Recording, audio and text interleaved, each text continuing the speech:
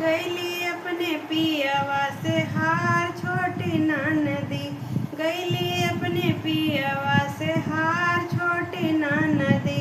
खाए के मांगन दो पूरी मिठाइया, खाए के मांगन दो पूरी मिठाइया।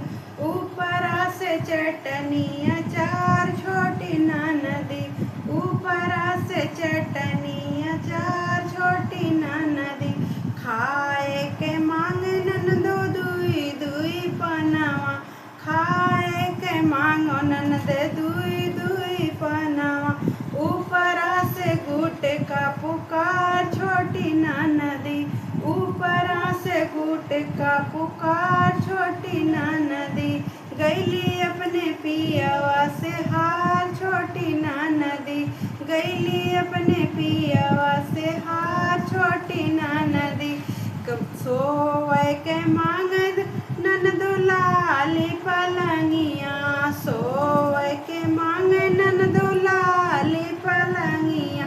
ऊपरा से सवतीन हमार छोटी ननदी, ऊपरा से सवतीन हमार छोटी ननदी।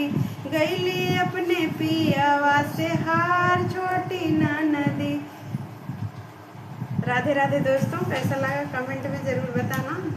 ये गाना जाएगा रीता यादव ब्लॉग 22 पे।